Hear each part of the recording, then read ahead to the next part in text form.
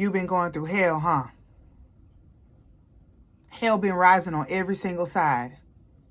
And you've been sitting, can't figure out what's going on. Can't figure out why you can't seem to get ahead the way you want to get ahead. You so confused. And you just asking yourself, God, when is this going to be over? God, when is this storm going to be over? God, when is this going to pass? I just don't understand, God. I'm struggling so much. I'm suffering so much. And I just don't know how I'm going to get over this thing. Can you help me, God? You don't hear me? You don't hear me calling and crying out to you? I'm trying to stay motivated. I'm trying to stay prayerful. I'm in my word, God. I'm seeking you. I'm doing all of these things that you're asking me to do, and it just seems like I ain't getting nowhere. What's going on, God? Is that you? Is that someone you know? Has that been you in the past? Let's talk. I went through utter hell last week. It was literally hell for me and my family. We were homeless for a short period of time, and we just didn't know what we was going to do.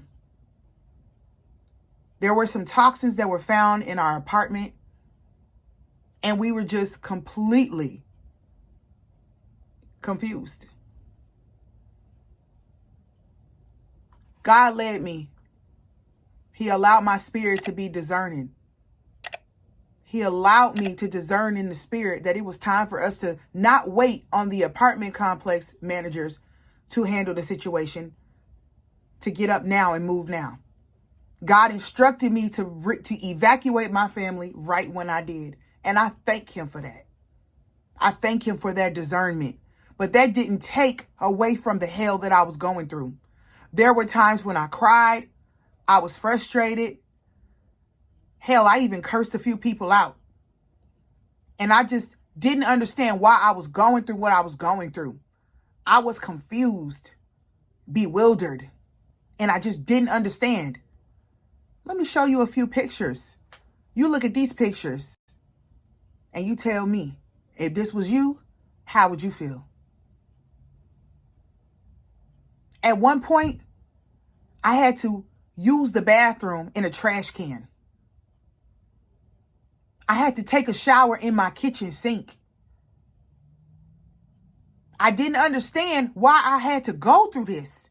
All only but 3 weeks out from post-op surgery that I had.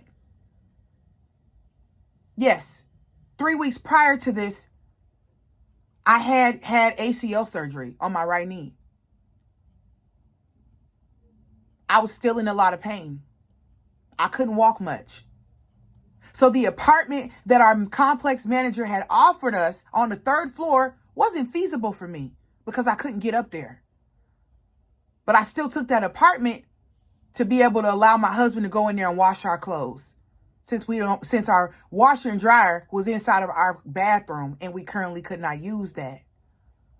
I allowed them to go up there and take a shower. And every once in a while, I would try to hop up there, on my crutches to take myself a shower as well. But what happened in the middle of the night at 3 o'clock in the morning when I couldn't hold my pee? Excuse my TMI. What happens? I was forced to use the trash can in the kitchen.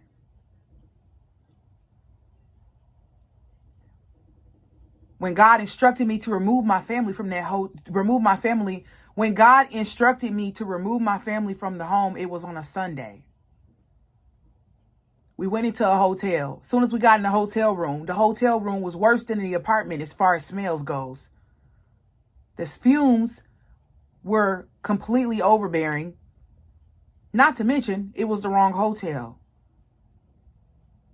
So we had to go to a different hotel, the correct hotel, and wait another 10 days just to get our money back from that hotel. So thank God we had extra money, because if not, we wouldn't have had a hotel. We would have had to stay in that hotel with all those bad fumes and get even more sick than what we were already feeling.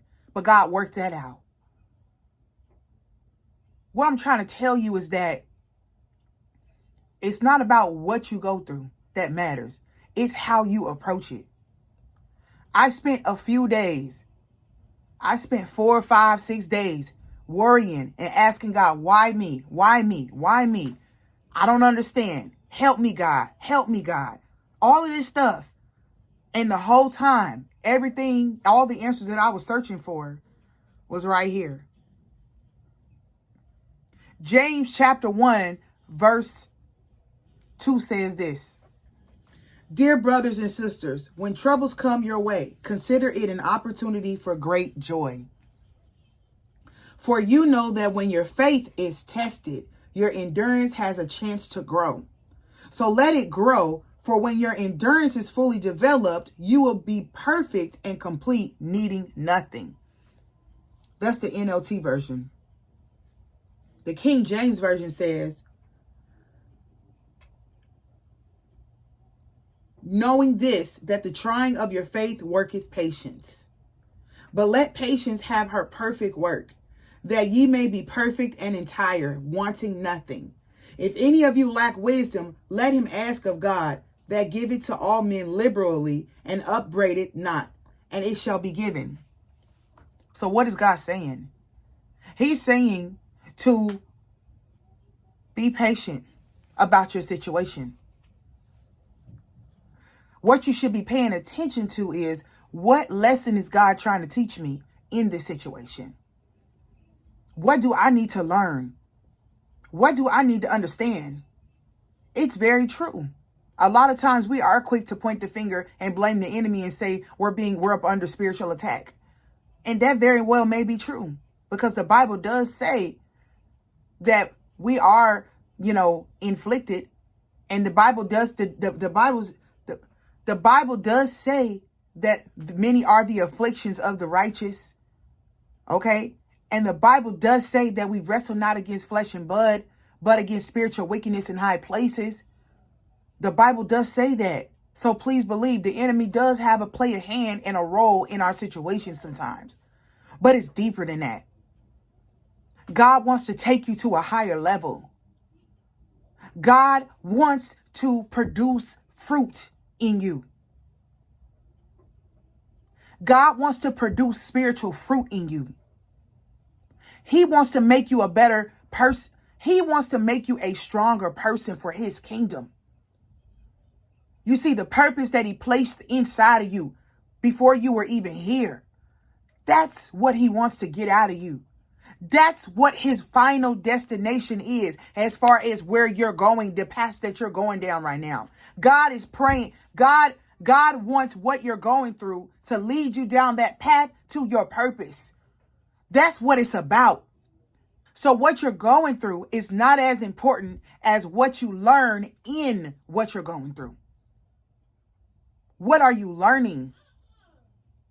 See, God wants us to have wisdom about what we're going through. He wants us to inquire wisdom. How foolish and how upsetting and annoying would it be to go through everything you go through and have learned nothing? See, I might have had to go through some things. I might have got frustrated. I might have had to cry some tears, but I came out on fire. I came out unstoppable because I learned why I had to go through that. God was taking something. He was building something inside of me. And he was taking something out of me. He was changing my temper. He was making me a more patient person. He was making me a person more after his heart.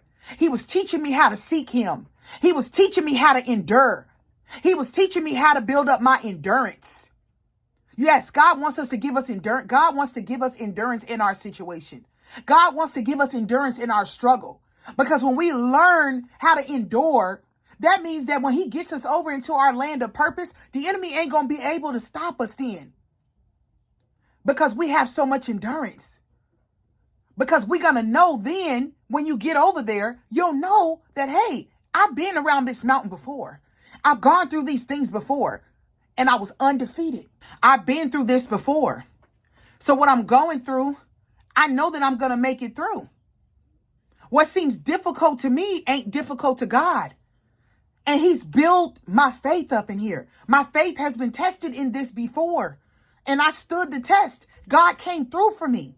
So I know he's going to come through for me again. Come on now. Stop paying attention to what you're going through and focus on what you need to learn while you're in it. What is God building in you while you're going through what you're going through?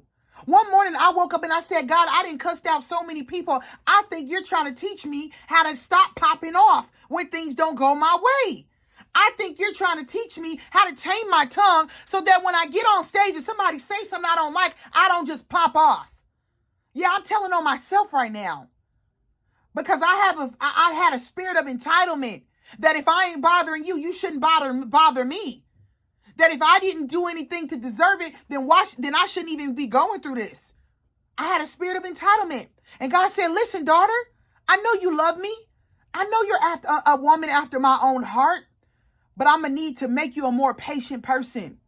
I'm going to need to teach you that what you're going through, right, is to build up your endurance.